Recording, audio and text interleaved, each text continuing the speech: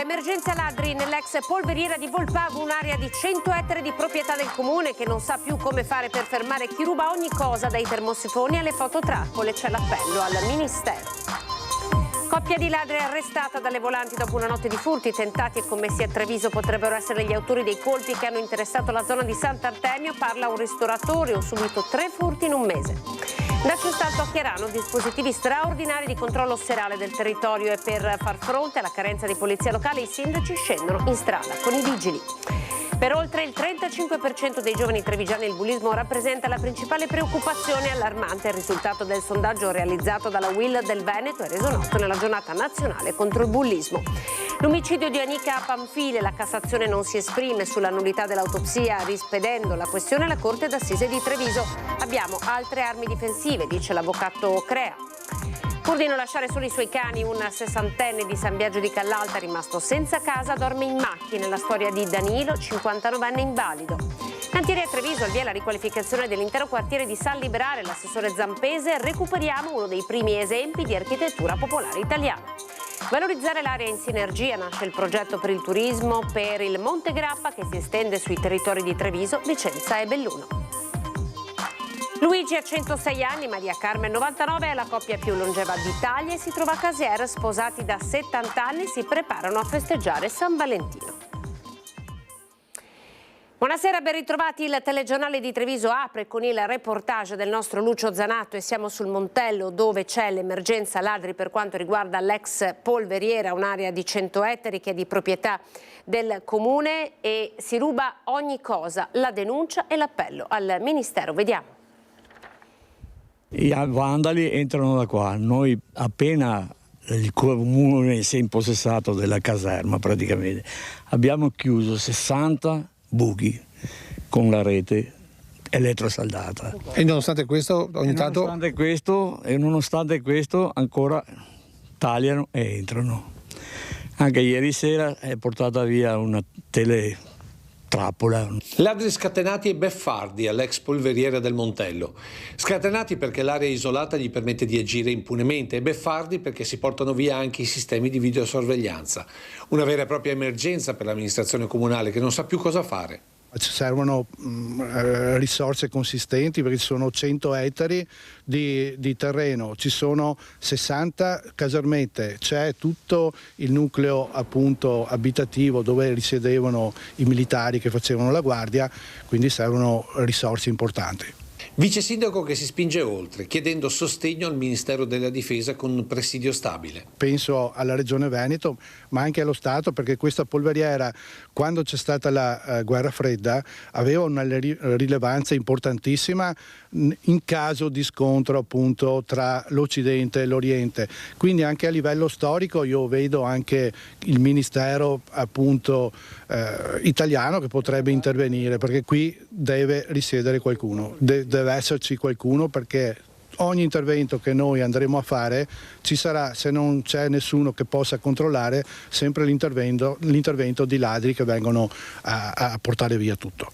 Basta entrare nella zona senza amianto per vedere l'azione dei ladri, dalla cucina completamente smontata e portata via, ai termosifoni e ai quadri elettrici, fino al rame che creava una gabbia antifulmini attorno agli edifici. Tutto divelto e caricato su furgoni e camion, approfittando dell'area completamente isolata, dove al momento, se si può dire, gli unici a montare di guardia, quando possono, sono i volontari di protezione civile. E la loro presenza ha permesso comunque di acciuffare una delle tante bande all'opera, con una refurtiva decisamente di peso. Insomma, una volta tanto li avete anche beccati qua? Sì, sono stati beccati 2 persone e portati in caserma praticamente, poi stavano depredando la caserma qua di Volpago. Ma in particolare si stavano portando via il trasformatore? Stavano portando via qua il trasformatore e hanno portato via tutto il rame che c'era sopra le caserme qua. Ma per qualche quintale di rame salvato c'è la consapevolezza che in ogni momento qualcun altro potrebbe continuare a devastare la polveriera. Un patrimonio non solo economico ma soprattutto storico e turistico per quell'Italia di leva che qui ha trascorso uno spicchio del proprio servizio militare. Un tempo che qui pare essersi fermato, come testimonia questo telefono con la scheda utilizzata da generazioni di soldati per chiamare la fidanzata. Per questo in comune, come soluzione di emergenza, stanno ipotizzando anche ad un bando per un custode, recuperando la casa del maresciallo consegnatario, sperando poi nelle istituzioni regionali e nazionali per creare un presidio stabile di questo patrimonio comune che, ironia della sorte, dopo essere stato per oltre mezzo secolo blindato, ora è del tutto indifeso. Servizio del nostro Lucio Zanato, siamo a Sant'Artemio, coppia di ladri arrestata dalle volanti dopo una notte di furti o tentati furti. Potrebbero essere gli autori della scia di colpi che ha interessato tutta la zona di Sant'Artemio. Vediamo. L'intervento immediato delle volanti nel cuore della notte ha consentito di braccare 2 giovani nordafricani di 21 e 24 anni, forse gli stessi delinquenti che da oltre un mese stanno assediando la zona del Sant'Artemio tra Villorba e Treviso, dove sono tante le attività finite nel mirino. L'epilogo nella notte tra mercoledì e giovedì, quando la coppia di delinquenti tenta di entrare al ristorante L'Isola armeggiando sugli infissi dopo aver messo fuori uso le telecamere. Sono circa le 3, i proprietari al piano di sopra sentono degli strani rumori. Da un lato chiamano il 113, dall'altro scendono e se li trovano praticamente davanti. Sono a volto scoperto e si danno alla fuga a piedi. Gli agenti li intercettano in viale Felicent. Con loro hanno anche una chiave inglese, un'altra è stata abbandonata fuori dal locale. Ma prima di colpire all'Isola, i 2 sarebbero stati anche alla trattoria Sant'Artemio, a meno di 200 metri in linea d'aria. Il colpo poco dopo le 2, come racconta il titolare Michele Marsura. Purtroppo erano rimaste l'altra sera alcune sigarette dentro un cassetto e hanno preso quelle e hanno svuotato, perché forse avevano fame, anche il cestino delle merendine. I ladri sarebbero entrati dalla finestra a ribalta, ma il dettaglio, che dettaglio non è che si tratta dell'ennesimo colpo in poco tempo ai danni del locale, più o meno sempre con le stesse modalità, come bottino, sigarette e fondo cassa. 3 furti in un mese, sì.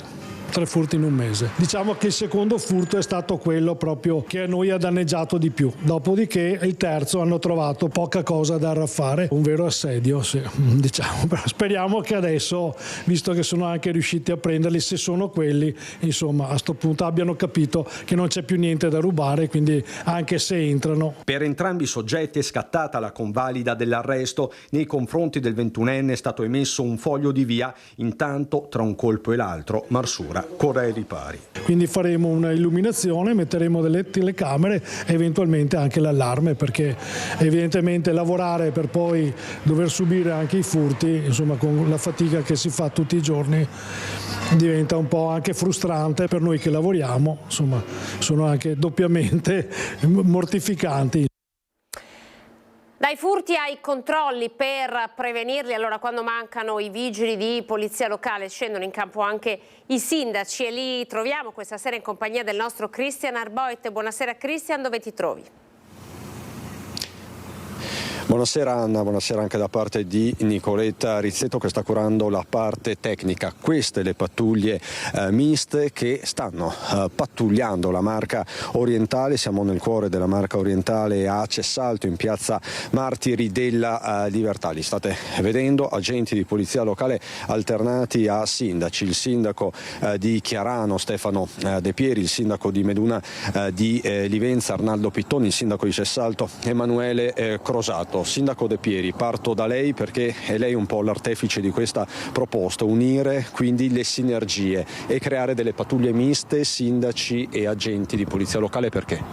Perché i nostri agenti sono pochi e ovviamente non riescono a coprire tutto il turno mattutino, pomeridiano e serale, quindi in conseguenza, anche date le capacità economiche scarse e i tagli che anche lo Stato ci fa, dobbiamo comunque dare una mano. E quindi, poiché tra le tante norme che ricoprono il ruolo di sindaci c'è anche quello di ufficiale di pubblica sicurezza, di polizia giudiziaria, quindi abbiamo pensato, perché no, diamo una mano e siamo a fianco ai nostri agenti.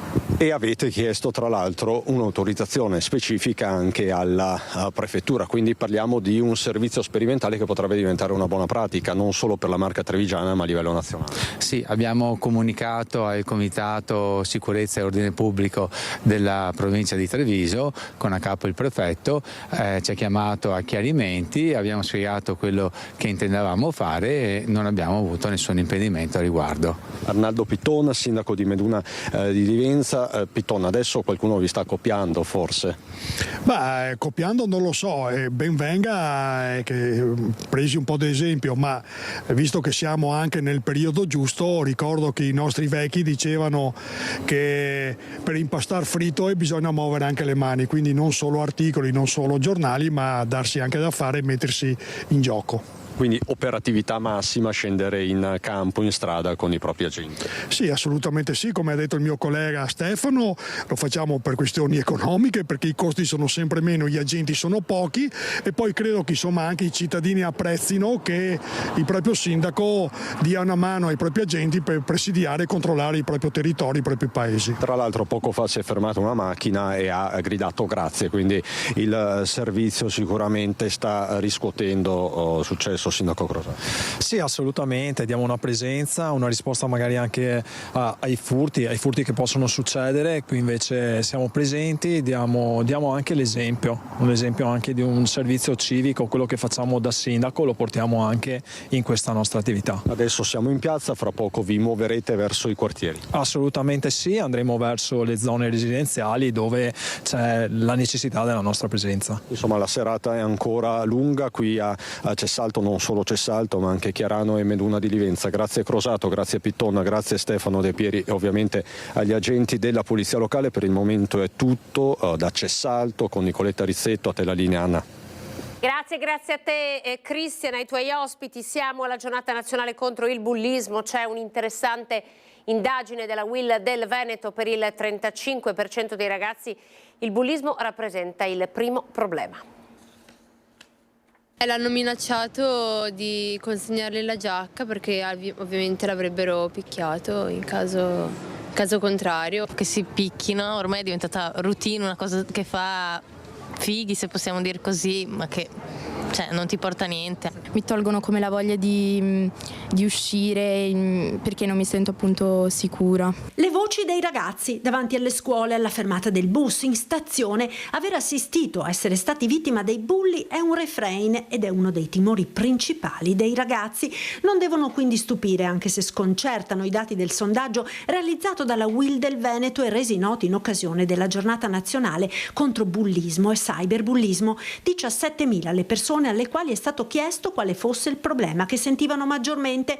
Il sindacato pensava al lavoro, alla scuola, all'incertezza del futuro, invece no. Per molti, soprattutto ragazzi, la preoccupazione principale è la sicurezza legata ad episodi di bullismo, come ammesso da oltre il 35% dei giovani trevigiani. Numeri da paura. Quando abbiamo parlato con loro, vivono una situazione in loro drammatica.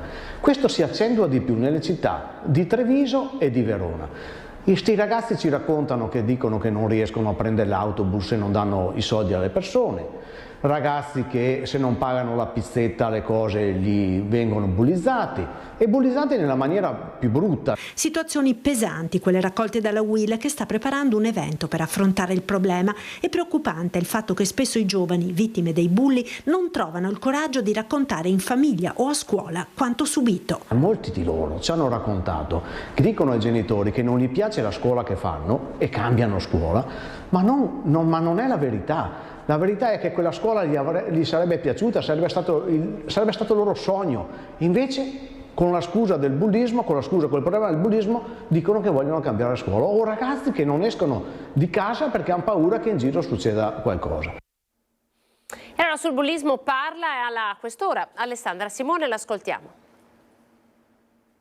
I giovani in questo momento hanno bisogno di aiuto e di una rete di protezione. Violenze fisiche, verbali o psicologiche, comportamenti vessatori nei confronti dei coetanei già da giovanissimi. Il fenomeno del bullismo preoccupa e vede le istituzioni a tutti i livelli impegnate a contrastare queste condotte, ma è un impegno che deve coinvolgere la società intera. A Treviso, città dove il problema è particolarmente sentito, la Polizia di Stato è in prima linea per avviare questi ragazzi ad un percorso di risocializzazione anche attraverso i servizi di controllo in atto in questo periodo in collaborazione con le altre forze dell'ordine. Mirati proprio a fare in modo, attraverso una più incisiva identificazione anche dei ragazzi, che la loro socialità sia tranquilla, normale e che non ci siano degenerazioni, perché poi le risse nella maggior parte dei casi sono tra di loro. Ma oltre alla repressione, sottolinea il questore, serve la prevenzione.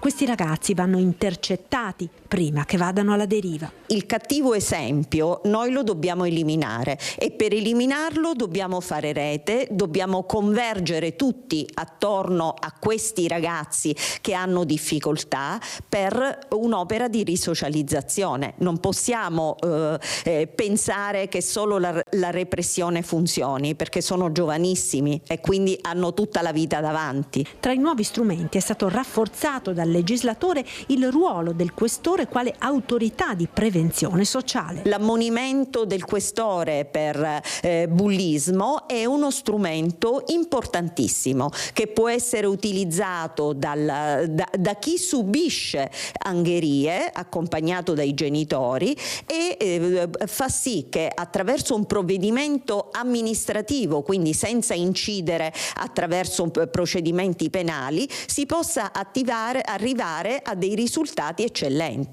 quali la presa di coscienza del giovane delle azioni che compie e un percorso di risocializzazione. L'omicidio di Enica Panfile, la Cassazione non si esprime sulla nullità dell'autopsia rispedendo la questione alla Corte d'Assise di Treviso. L'avvocato Fabio Crea, che resta convinto dell'innocenza di Franco Battaglia, dice: noi abbiamo altre armi difensive.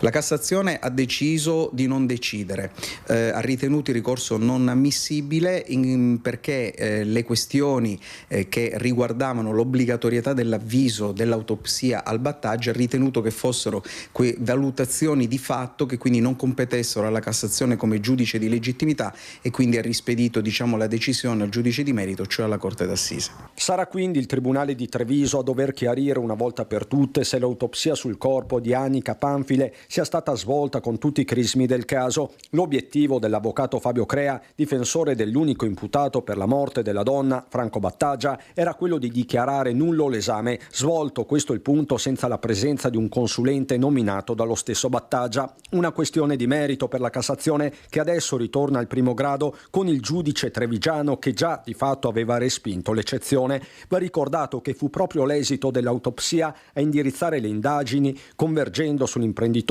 titolare di una pescheria a Spresiano. Crea però non dispera. Sullo sfondo dell'arresto ci sono elementi nuovi emersi nel dibattimento, a partire dalla cosiddetta pista albanese, con Enica minacciata da tempo, così come il compagno, da alcuni soggetti non ben identificati. Ritengo che gli elementi che già abbiamo messo in evidenza nel corso degli esami degli ufficiali di polizia giudiziaria, dei carabinieri e altri elementi ancora più importanti che evidenzieremo nelle udienze successive rendano sostanzialmente poco importante se l'autopsia è utilizzabile o meno nel processo. Insomma, abbiamo parecchie frecce al nostro arco ai fini di una dichiarazione di non colpevolezza del signor Battaglia.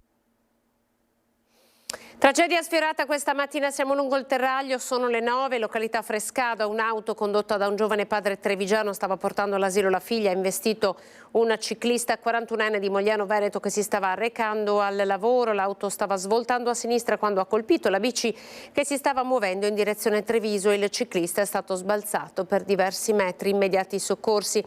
Il 41enne è rimasto sempre cosciente, sul posto anche la moglie di quest'ultimo, un tratto che va messo in sicurezza, manca una pista ciclabile, il suo messaggio: disagi pesanti al traffico e sul posto per i rilievi la polizia locale. Saranno invece celebrati domani, sabato 8, alle 9:15 nella chiesa arcipretale di Casale sul Sile i funerali di Antonia Crosato, l'83enne morta 3 giorni dopo essere stata investita da un furgone in via Belvedere a Casale mentre rientrava a casa a piedi. L'incidente è accaduto lo scorso 29 gennaio. L'anziana camminava a bordo strada insieme ad un'amica in fila indiana quando è stata travolta da un furgone che procedeva nell'opposta direzione di marcia. Portata all'ospedale Caffoncello, la donna è morta dopo 3 giorni di agonia. Sull'incidente la Procura di Treviso ha aperto un fascicolo per omicidio stradale a carico del conducente del furgone. Antonia Crosato lascia 3 figli, Francesca, Marco, Dario e 4 nipoti. E poi c'è l'operazione della Polizia di Treviso, Polizia Locale, un maxi sequestro di alimentari al market etnico. Siamo lungo la Castellana. Abbiamo trovato una serie di prodotti alimentari depositati all'interno di banchi frigoriferi e congelatori e si trattava di prodotti alimentari di tipo carne e pesce e questi già apparivano evidentemente conservati non in ottime condizioni, ma soprattutto conservati all'interno di non confezioni. Il sopralluogo in Borghese nei locali, come è da prassi per l'operato del nucleo di polizia commerciale e tutela del consumatore della Polizia Locale di Treviso. Gli agenti hanno trovato carne e pesce di diverso tipo, divise in sacchetti trasparenti, senza alcuna etichetta relativa alla provenienza e in diversi casi mal conservata. 53 kg tra pesce e carne di vario tipo, ammassati e senza alcuna catalogazione sono stati sequestrati. Impossibile distinguere il pollo dall'agnello. La merce era in vendita in un market della Castellana, cibi sfusi e confezionati, in alcuni casi impossibile da riconoscere anche dalla stessa proprietaria, cui è stata notificata una multa di 3.500 euro. Sono stati quindi tolti dal mercato. Che cosa rischia questo commerciante? Questo commerciante è già stata contestata questa violazione importante e è una sanzione di tipo amministrativo. Per il momento non rischia null'altro, evidentemente però è stata la titolare resa edotta di quelle che erano le criticità e ovviamente non mancheremo a fare nuovi controlli. Ad allertare il comando alcune segnalazioni relative proprio al market in questione, ma i controlli sugli esercizi commerciali della città sono quotidiani. I controlli ci sono, vengono svolti quotidianamente dalla Polizia Locale, ma certamente anche da tutti gli organi di polizia che sono quotidianamente nel territorio ed operano a tutela degli utenti. E l'appello che mi sento di dire è che gli utenti non abbiano assolutamente timore a fare segnalazioni qualora riscontrassero delle anomalie o avessero dei dubbi in questo senso. Un anno di sportello sociale dello SPCGL, un servizio gratuito messo a disposizione per intercettare le fragilità e che fino ad oggi, pensate, ha aiutato quasi 900 persone. La solitudine, il disagio di non aver immediatamente risposte hanno fatto sì che abbiamo creato questo sportello e questo sportello in un anno ha dato dei risultati egregi rispetto a quello che manca. 872 persone raggiunte in un anno, intercettate attraverso le banche dati della CGIL e contattate. Persone che senza l'aiuto dello sportello sociale che oggi rendiconta un anno di attività non avrebbero potuto godere di benefici di cui avrebbero avuto diritto. Benefici come la carta acquisti, 89 quelle erogate, le impegnative di cura domiciliare, 210 in tutto quelle ottenute, contributi d'affitto, esenzioni di ticket sanitari e bonus economici di vario tipo. Tutti quelli che sono i bonus per l'invalidità, per la non autosufficienza, per chiaramente aiutare il sostegno del reddito delle famiglie.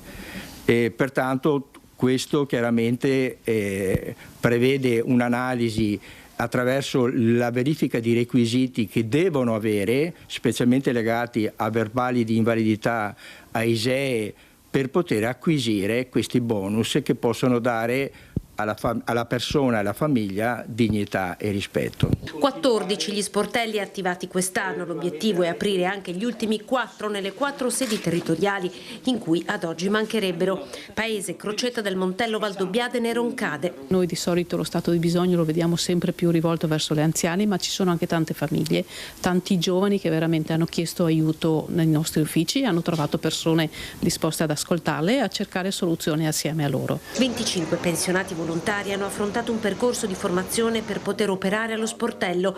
A loro il compito di ascoltare, prima di tutto, poi capire ed indirizzare persone che così hanno potuto rivolgersi ai servizi sociali e territoriali, consapevoli dei loro bisogni, sì, ma anche dei loro diritti. Se a livello centrale tagliano i trasferimenti ai comuni, immediatamente quei servizi che noi chiediamo e che magari prima c'erano, adesso non ci saranno più. Ma la cosa più importante che io ho notato è la necessità di fare rete fra tutti. E a proposito di disagio, c'è la storia di Danilo Furlanetto, 59enne invalido che pur di non lasciare soli i suoi cani a San Biagio di Callalta vive in un'auto. Vorrei che qualcuno ci aiutasse, cerchiamo in affitto un appartamento dove stare con i cani. Un po' di giardino sì, ma quello, cioè, se c'è il tetto e magari che non escano in strada. L'unico pensiero di Danilo è per loro, per questi 5 cani che da tempo sono la sua vera grande famiglia. Pur di non lasciarli, il 59enne ha dormito con le bestiole in macchina per diverse notti in una Fiesta Rossa diventata una sorta di monolocale. Sei bravissimo.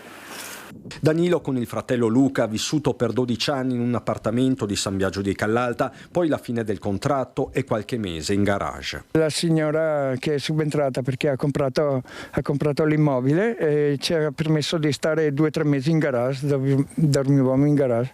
Poi è successo quel fatto del signore che è morto nel garage a Treviso e la signora non si è più fidata a lasciarci vivere là. Ora i 2 fratelli, Luca un lavoro stabile, Danilo paziente oncologico con una pensione di invalidità, hanno trovato alloggio in un residence di Breda, 900 euro al mese, e qui come altrove i cani non sono ammessi, per questo l'uomo dorme in macchina. È un po' complicato perché tante case sono arredate, non vogliono che gli rovini i pavimenti o sai, i cani grattano, mordono. Loro no, però succede insomma. La storia di Danilo sta mobilitando in tanti, non solo sui social. Nora è una residente di San Biagio. Siccome siamo qui della zona, stiamo provando a cercare la situazione. Capisco benissimo anche io, avendo un cane gatto, che ho cercato un anno appartamento quando l'ho cercato, quindi è difficile. Il passaparola è iniziato mentre il comune di San Biagio ha trovato una prima soluzione affidando i cani al canile di Roncade, ma solo per la notte. L'importante è la salute del signor Danilo, ma non di meno i suoi animali, che sono una famiglia per lui. Il signor Danilo appunto dormirà al sicuro, speriamo già da stanotte, cosa che appunto il signor Danilo ci ha confermato, e chiaramente i cani in sicurezza, quando poi di notte e di giorno potrà andare a recuperare, a farli sgambare, è cosa importante. Si cercano soluzioni, tutte però a misura di cane. Danilo su questo è chiaro. Se stai male, hai una giornata storta, qualcosa, lo vedi scodinzolare o ti appoggia il naso alle ginocchia, si struscia un po'.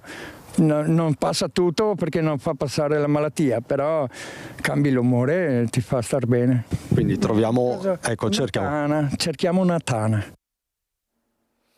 Pochi secondi di pubblicità, tra poco con TG Treviso.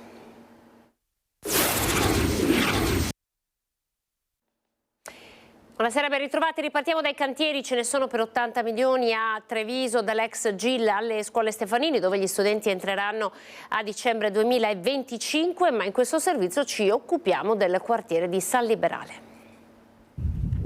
Riqualificazione di quartiere San Liberale, scatta la fase 2. È lo stesso assessore alle opere pubbliche Sandro Zampese a mettersi in ascolto dei cittadini che hanno chiesto di apportare modifiche alla progettazione presentata dall'azienda vincitrice dell'appalto finanziato con fondi Pinqua. Piano per l'innovazione tecnologica della qualità dell'abitare. La seconda linea di finanziamento per i comuni dopo il PNRR. Diverse le proposte dei residenti del quartiere. Che non sono capricci, ma sono esperienze di coloro che vivono il quartiere, vivono la città e che quindi mi hanno dato degli spunti assolutamente interessanti. Sul viale principale di recuperare degli accessi che nel progetto erano stati inibiti per fare un'altra viabilità, e poi di attraversamenti pedonali, di farli spostati, cioè anche piccole cose che però sono cose quotidiane e che per loro sono molto importanti. Una nuova strada di accesso dalla rotonda di Viale Europa con via Mantiero per condurre ad un nuovo parcheggio pubblico a servizio dell'area riqualificata e dell'Istituto Mazzotti, al quale si potrà accedere direttamente da Viale Europa. L'obiettivo: far riemergere lo stile architettonico di Ridolfi, restituire l'identità di quartiere storico a San Liberale. È stato uno dei primi villaggi coordinati italiani, quindi si chiamava villaggio coordinato perché era un villaggio completamente autonomo e aveva anche degli stili. Tra gli interventi il rifacimento del centro anziani, l'ampliamento del campo sportivo e il primo stralcio dei lavori per il recupero dell'ex polveriera, dove saranno realizzate aule studio e spazi a supporto dei vicini istituti tecnici. Abbiamo a giorni la nuova ditta e sarà la prima parte di quel cuore di questo campus che immaginiamo siano gli istituti scolastici. E poi c'è il patto per il turismo, siamo nell'area Montegrappa, si estende sui territori di 3 province, Treviso, Vicenza e Belluno. Vediamo di cosa si tratta. Tutto il Montegrappa deve essere riconoscibile come destinazione turistica unitaria. È questo il senso del patto firmato tra IPA Terre di Asolo e Montegrappa, Consorzio Dolomiti Prealpi e Unione Montana Bassanese.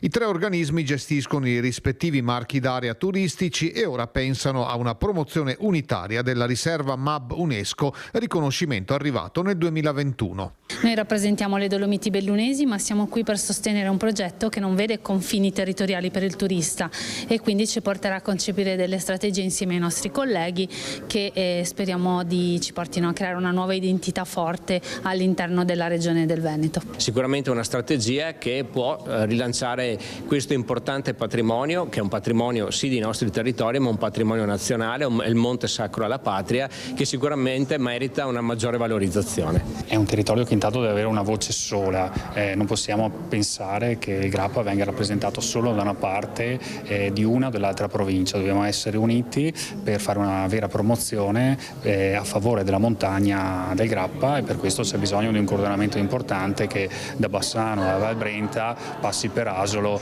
e arrivi fino al Feltrino. Il Monte Grappa è già noto nel mondo per motivi storici, sportivi e naturalistici, ma serve una spinta in più. C'è bisogno di consapevolezza, senso di identità, di appartenenza delle comunità, creazione di servizi e trasformazione quindi del territorio da una destinazione bellissima, piena di attrattività, come dice lei, per il turista e lo sportivo, ad un centro anche organizzato in termini di servizi e che richiede la collaborazione di soggetti pubblici e privati. Questo è già un disegno importante perché permette di attirare fondi, ma come ho detto anche prima permette di fare una promozione unica su tanti mercati turistici. È una montagna che piace ai molti turisti che la frequentano durante il corso dell'anno e sicuramente oggi, unendo le forze di 3 territori, sapremo rilanciare questa immagine non solamente a livello nazionale ma anche a livello internazionale, sfruttando ovviamente il riconoscimento MAB UNESCO. Mercoledì prossimo festeggeranno i 70 anni di matrimonio, ma stanno insieme da ben 73. Si tratta di Maria Carmen Trevisiol, 99 anni, Luigi Zanon, 106 anni. Sono la coppia più longeva d'Italia. Ancora innamorati, faranno festa con le persone più care nella RSA Casa Mia di Casiera, dove risiedono. Ma prima si concederanno una cena fuori al ristorante. 205 anni in 2. Maria, Carmen e Luigi sono ancora lucidissimi, una coppia molto affiatata, sempre insieme, come hanno fatto negli ultimi 73 anni delle loro lunghissime vite. Il segreto di un amore così longevo: Maria Carmen e Luigi rispondono all'unisono: non lasciarsi mai sopraffare dalla routine ed avere tanta pazienza. Siamo al meteo, come ogni venerdì andiamo a vedere le previsioni del tempo per il weekend. La situazione è in peggioramento, una depressione piuttosto ampia di origine atlantica tende a interessarci, a portarsi verso est e con essa sistemi perturbati. La situazione è ben chiara sulla carta, vedete la depressione atlantica a cui sono associati diversi sistemi perturbati che si stanno spostando e velocemente si sposteranno su di noi, apportando un peggioramento un po' su tutta l'Italia. Riassumendo in dettaglio, domani inizialmente un cielo poco nuvoloso, questa notte sarà serena e poi un graduale aumento della nuvolosità e in serata, come dicevamo, il cielo si coprirà e cominceranno le precipitazioni che inizialmente saranno sparse, poi si diffonderanno. Precipitazioni che ci accompagneranno anche nella prima parte di domenica. Poi ci dovrebbero essere dei fenomeni attenuati, però il tempo instabile, quindi con piogge anche a carattere intermittente, ci accompagnerà anche per la prima parte, tutta per la prima parte della prossima settimana. Un miglioramento si intravede nella seconda parte. Intanto i venti sono deboli o qualche rinforzo, inizialmente c'è un richiamo d'area umida, poi si porranno da est. Le temperature, ecco, temperature ancora basse, le minime intorno ai 0 gradi, 1 grado, 2 gradi per domani mattina perché la notte è serena, poi con il cielo coperto nei prossimi giorni avremo dai 6 agli 8 gradi positivi di minima, le massime dai 10 ai 12 gradi. Per quanto riguarda l'Alto Adriatico è previsto mosso, localmente molto mosso. È tutto. Siamo alle notizie di Belluno e provincia.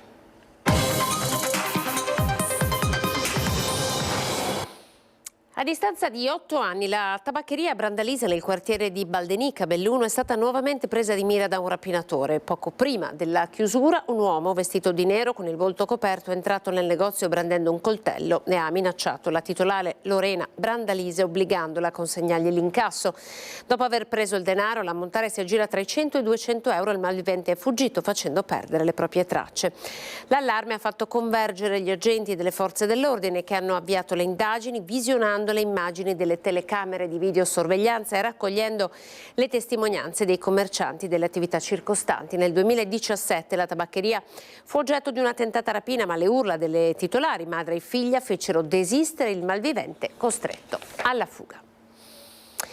Longarone Fiere, battesimo ufficiale per il nuovo CDA dell'ente presieduto dalla trevigiana Caterina Carrera. Nel gruppo è individuata la figura dell'amministratore delegato, incarico che sarà ricoperto da Giovanni De Lorenzi, già presidente della fiera dal 2010.